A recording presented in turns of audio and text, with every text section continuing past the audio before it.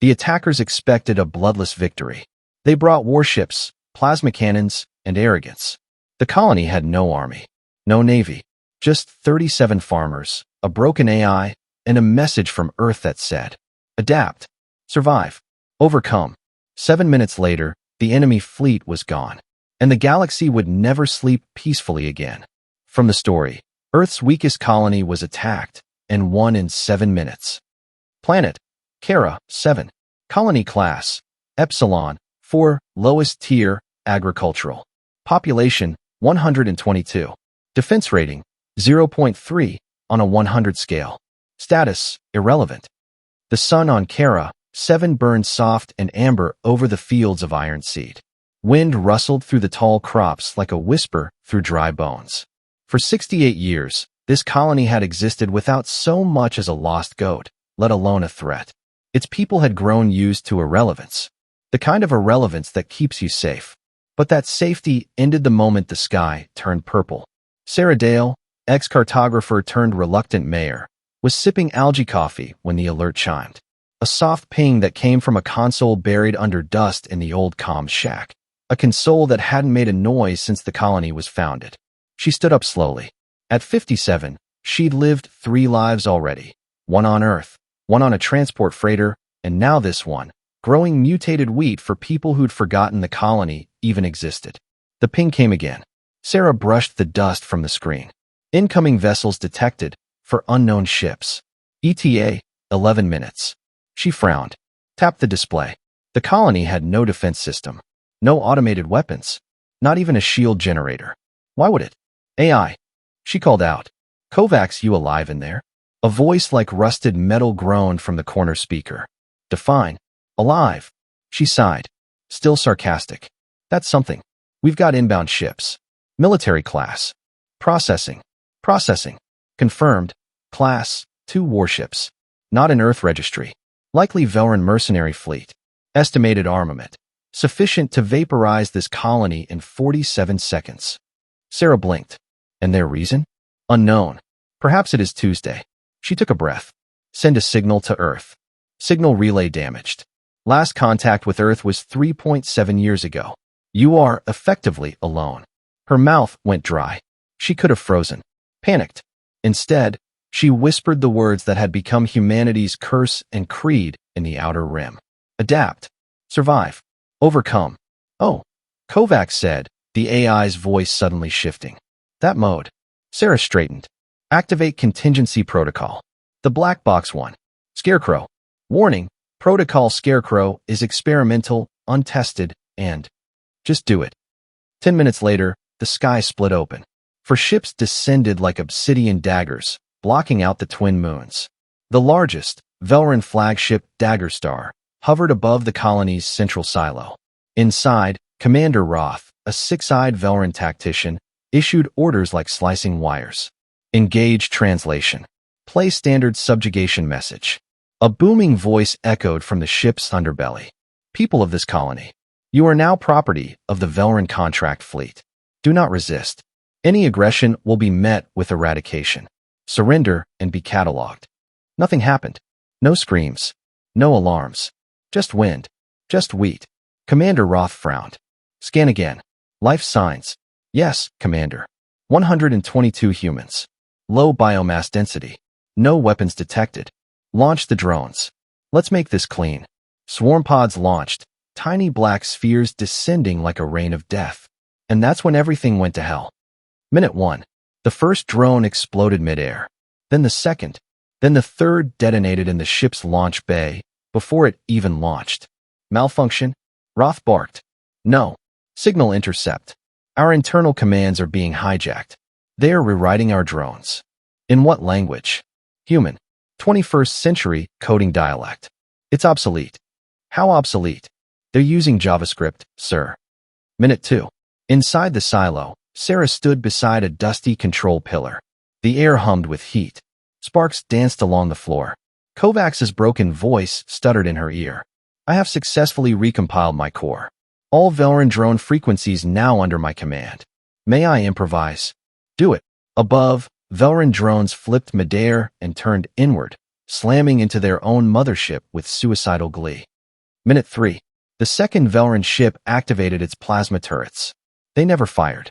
The turrets spun once, then twice, then folded inward and melted, as if the metal had lost all molecular will to exist. "Commander," the weapons officer screamed. "We're being hacked, physically. That's impossible. They're overriding matter control. They're reprogramming nanostructure on a hardware level, using agricultural satellites." Roth's heart skipped a beat. What kind of colony is this? Minute 4. A message blinked across every Velran screen, cockpit, and visor. "You invaded the wrong field. Sincerely, the farmers." The third ship opened fire in panic. The shot went wild.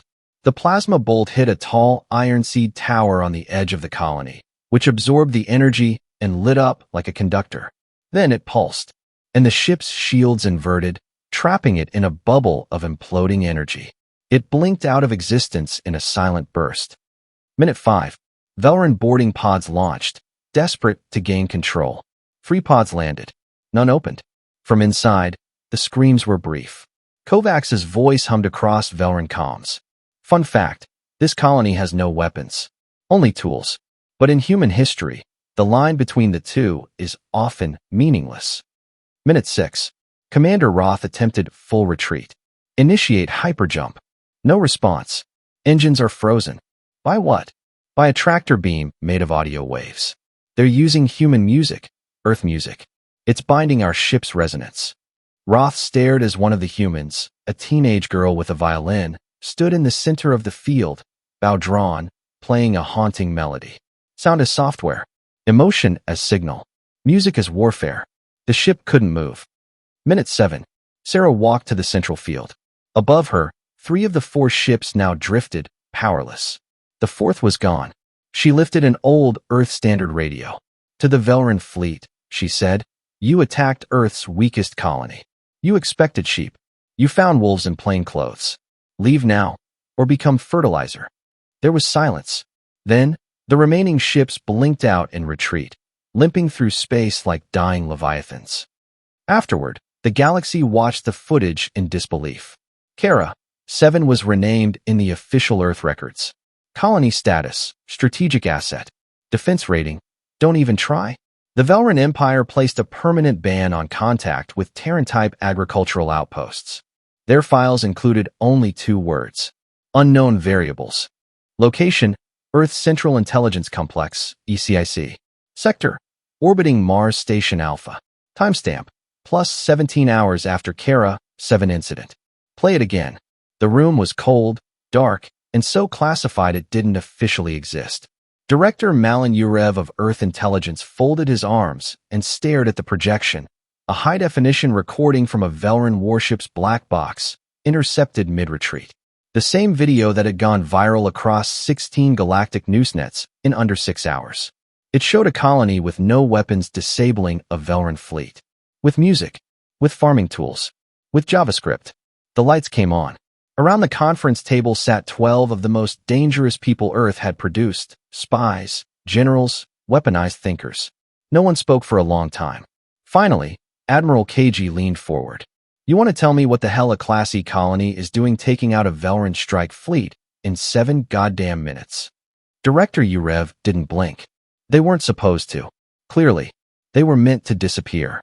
That colony, Kara, 7, was part of a deep sleeper experiment. Old War contingency. From the Orion Directive. General Tahira frowned. The Orion Directive was declassified after the solar uprising. Yurev gave a thin smile. "That's what we wanted people to think." Flashback, 42 years ago. Location, Kara, 7 colony setup logs. This is Commander Junoval, signing off on Sleeper Seed Colony Kara 7. Agricultural front. Population, handpicked, ex-special forces, combat engineers, rogue coders. No formal weapons. No official support. Mission, survive independently. Evolve naturally. Become unpredictable. Present day, ESIC. "Let me get this straight," KG said. "You built a colony of retired soldiers and unstable geniuses, stripped away their weapons and resources, and dropped them in the middle of nowhere on purpose." "They weren't unstable," Yurev corrected. "They were unfiltered. We gave them one rule: adapt. And then we walked away. Tahira looked disgusted. They just improvised planetary defense with an obsolete AI and cropped satellites. Exactly. Urev's smile widened. That's why it worked. Location: Kara, 7. Timestamp: +1 day after attack.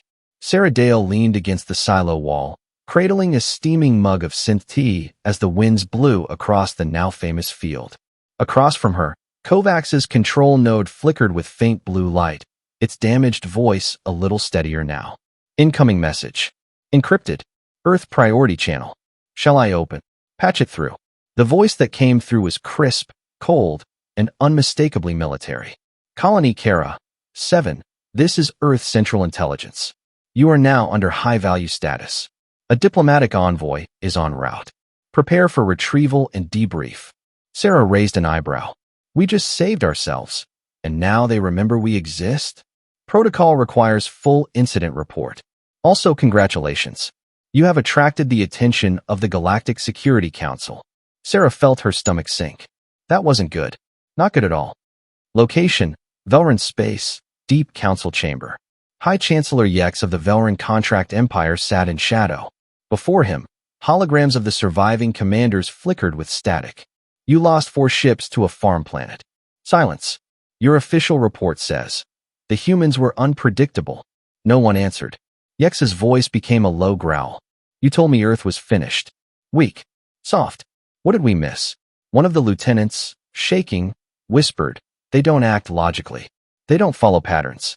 They fight like cornered animals, and they seem to enjoy it. Yex turned to his advisor. Open the codex. I want everything on Kara, 7. The codex, a blacklisted AI archive stolen from pre-Earth War libraries, began to hum. Colony Kara, 7. Unknown algorithm patterns detected. Primary profile: weaponized chaos. Subclassification: Terran psychological warfare. Recommended action: do not engage. Yex hissed. Too late for that. Location: en route to Kara, 7. Diplomatic cruiser Peacewell. Aboard the Earth diplomatic ship, Ambassador Syra Malin reviewed the footage again. She had been trained in 28 forms of diplomacy, had negotiated peace between warring star nations, and once defused a nuclear conflict with nothing but tea and sarcasm. But this was different. What am I even supposed to say to these people? She murmured. Nice wheat field. And by the way, how did you beat a Class 2 battle group using violin music? Her assistant shrugged. Maybe bring a pie? Location: Kara, 7 landing site. The diplomatic ship descended into the field 2 days later. Not with weapons, but with protocol, flowers, and a peace flag. Ambassador Malin stepped onto Kara, 7 soil for the first time. The first thing she noticed was the quiet. The second was the smell, not of death or war, but of baking bread. Sarah met her at the edge of the landing ramp. You're late, she said. Malin blinked. We came as fast as. We had pie ready. Kara, 7 Community Hall. They sat at a crude but clean table, surrounded by simple walls, laughter, and the faint hum of Kovacs playing a game of interstellar chess with a 5-year-old girl using sticks. I'm not here to interrogate, Malin said finally. But Earth is asking, what are you? Sarah smiled. We're a test that worked. And now we know who's watching.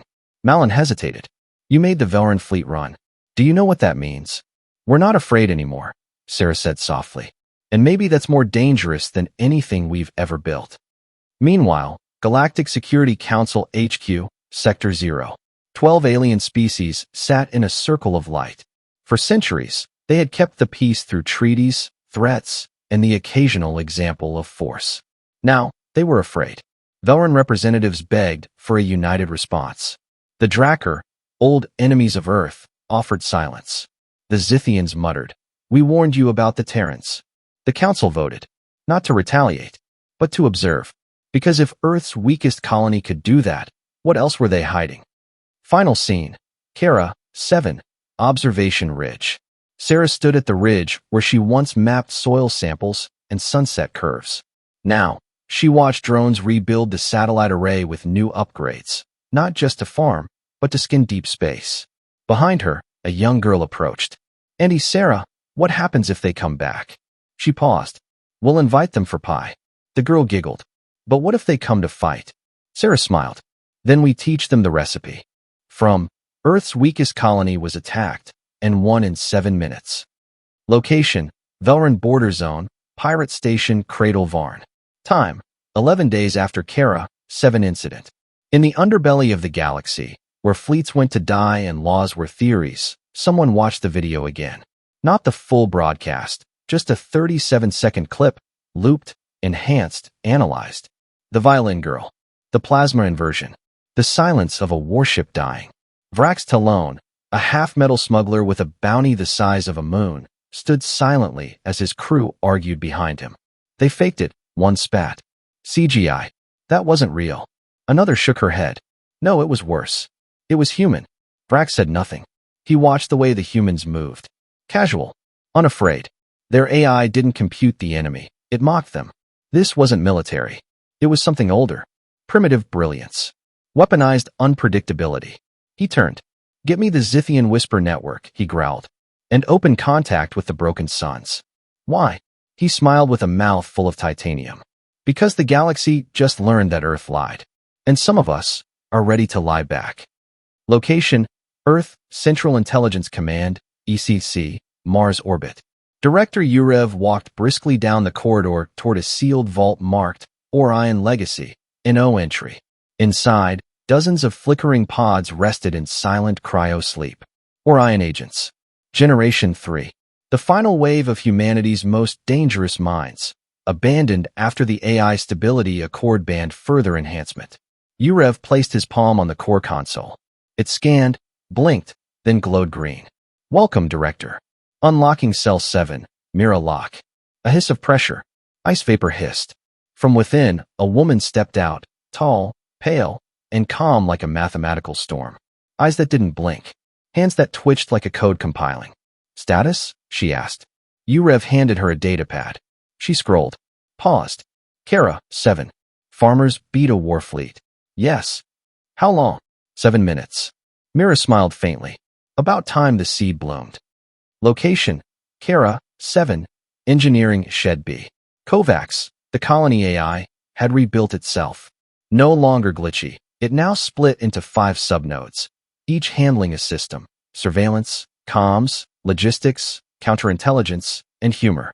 Sarah Dale stood with 3 others: Ronan Cass, ex-Special Forces, now blacksmith; Anna Tare, xenolinguist turned shepherd; and Malik Joe, software anarchist, beekeeper.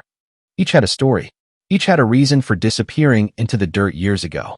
And now, all of them were being remembered. Earth wants to integrate us into a defense network, Anna said, reading a datapad. They want oversight, Malik muttered. They want control, Ronan grunted. Sarah shrugged. They also sent chocolate. So there's that. Kovacs chuckled through the walls. And surveillance bugs. Don't forget the bugs. I made them dance.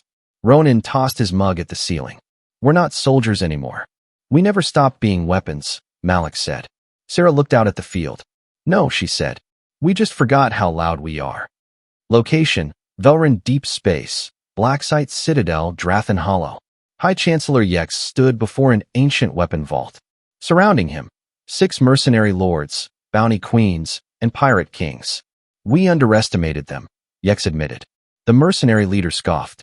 You lost 4 ships to compost farmers. They were testing us, Yex said. They could have destroyed all 4. They didn't. A pause. We think. Earth is hiding something larger. A network. Scattered assets. Possibly sleeper worlds. You want war? The bounty queen sneered. I want a lesson, Yex whispered. He gestured. From the vault, a container floated up, sealed in glyphs, humming with ancient containment locks. Project Mirrorfall. They dropped chaos on us, Yex said. Now we drop it back. Location, Zithian Shadow Relay, Council of Whispers. The Zithians were never part of the council. They didn't take sides. They collected secrets like oxygen and sold them like gold. Now, they played the Kara 7 footage for a second time, slowed to 1% speed. They analyzed the heartbeat frequency of the violin player, the heat signatures of the farmers, the AI's sarcasm patterns. One leaned forward. They are not gods. No, they are humans. Untamed, disconnected from Earth. Which makes them worse? A pause. Then we must decide. Decide what. Whether to warn the others. Or join them. Location, Earth Fringe, Colony QX-19 Starlet. A miner named Juno watched the video under a rusted work light. His sister had died in a border skirmish last month. Earth had sent regrets. Nothing more. But here, in this video, he saw something different. Not Earth's armies. Not its flags. Just people. Fighting back. All across the galaxy, others like him watched too. Engineers. Traitors. Exiles. Children of the diaspora. Something began to shift. Not fear, but hope. Location, deep orbit, diplomatic relay ship, Andar's grasp. Ambassador Malin returned from Kara, 7 with more than recordings. She brought soil samples, drone wreckage, audio spectrograms of Kovacs's code. But the most dangerous thing she carried was a simple wooden box, a gift from Sarah. Inside, a seed. Glossy black. Unknown genus. A note written in careful Terran standard. Plant this when you forget who you are. Let it remind you. Case 7. Location, back on Kara, 7, unknown coordinates. The field was quiet. A child wandered into the northern ridge, chasing a metal butterfly drone. She stumbled across a mound of dirt, glowing faintly. Below it, a buried bunker. Unmarked. Kovacs's voice flickered in her toy. Do not enter. Area locked. Why? Because beneath this soil lies the last defense we never used. What is it? I do not know. It is older than me. Elsewhere, across 4 spiral arms of the galaxy, different powers began to move. Velran fleets changed course. Pirate kings united symbols. Earth's Orion agents were waking. And on hundreds of backwater colonies, forgotten Terrans began whispering a new name. Kara, 7. Not as a place, but as a symbol. Of defiance. Of resilience. Of what it means to be human when all the odds say you shouldn't be alive. And you win anyway. Location, Earth, United Nations Command HQ, New Geneva. Time, 3 weeks after Kara, 7 incident. The conference room buzzed with tension. Colonies are contacting us, General Tahira announced, pacing. QX-19 is requesting immediate support. Reports of organized resistance against Velran border patrols. Ambassador Malin, newly promoted to Earth Liaison for Colonial Affairs, frowned. We didn't build them for war. Didn't we? Tahira snapped. Director Urev interjected smoothly. Our oversight is limited. The sleeper colonies have evolved, unpredictably. Malin glanced at her datapad, where a live feed showed peaceful farmers rallying weapons made from converted mining drones. This isn't evolution, she said softly. It's an awakening. And it's spreading. Location, Colony QX-19 Starlet, Rebel Outpost. Time, nightfall. Juno tightened his grip on the rifle, his breath steady. Around him, miners and traders had armed themselves with scavenged tech. Tonight we send a message, he whispered. Not just to Velran fleets, but to Earth. That we're not weak. The crowd nodded, eyes burning. Outside, the stars glimmered like watchful eyes. Location, Velran capital ship, Harbinger. Time, simultaneous. High Chancellor Yexa's voice echoed in the war room. Earth has ignited a flame in the fringe. A battle commander stepped forward. We recommend preemptive strikes on suspected sleeper colonies. Root out the rebellion. Yexa's gaze darkened. No. We contain the spark. Cut off their resources. Show Earth what happens to its failed experiments. Location, Earth, Orion Legacy Vault. Time, late night. Mira Locke's eyes glowed faintly in the dark as she studied data streams. Her voice was calm, cold. We were made to be the ghosts in the system. Director Urev nodded. Now, the ghosts walk in daylight. Then we prepare the rest of the sleepers, Mira said. Location, Kara, 7, the wheat field. Sarah watched the horizon. The quiet days were ending. The colony wasn't just a farm anymore. It was a beacon. Got it. Here's part 5 of Earth's Weakest Colony Was Attacked, and won in 7 minutes. Titled Chains Breaking. Location, Colony QX-19 Starlet, Rebel Command Center. Time, early dawn. Juno paced beneath the flickering holomap of the Velran patrol routes. His people had survived decades on scraps and silence. Now, emboldened by Kara 7's victory, they had a spark, a reason. His second-in-command, Mara, approached with a datapad. Velran reinforcements detected 2 jumps out. They're coming. Juno clenched his fists. Good. Let's show them what Earth's forgotten colonies are made of. Location: Earth, United Nations Command HQ. Time: simultaneous. Tahira slammed her palm on the table. We need to bring them back under control. These sleeper colonies are spiraling into rebellion. Director Yurev's expression was unreadable. The program was meant to be a failsafe. Now it's a wildfire. Ambassador Malin, ever the diplomat, intervened. If we crush them, we lose any hope of unity. But if we let this spread— She didn't finish. No one needed her to. Location: Velran Fleet Command. Time: night. Admiral Rezan stared at the live feed of Kara 7's fields, now heavily fortified with automated defenses. We underestimated their ingenuity. Prepare strike teams, a voice ordered. But the cost? No cost is too high. Location: Kara 7, Central Hub. Sarah gathered her team. We can't fight like soldiers anymore, she said. We fight like humans. Malik nodded. The system can't predict chaos. It hates it. Ronan grinned. Then let's give it a storm. Location: Outer Rim, Space Battle. Velran strike ships entered the asteroid belt near QX-19. Juno's makeshift fleet waited. The battle was brutal, desperate, but unlike any galactic war. Human ingenuity, guerrilla tactics, and sheer unpredictability turned the tide. The Velran lost half their fleet in hours. Location: Earth, Secure Briefing Room. Yurev watched the battle's live feed. We built monsters. Mira Locke entered. Monsters that remember. Location: Kara 7 Dawn. Sarah stood on the ridge, watching the sun break the horizon. The colony was no longer weak.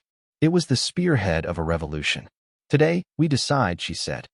Location: Earth, United Nations Command. Chaos reigned. Earth's leaders faced a crisis unlike any before. Mira Locke addressed the council.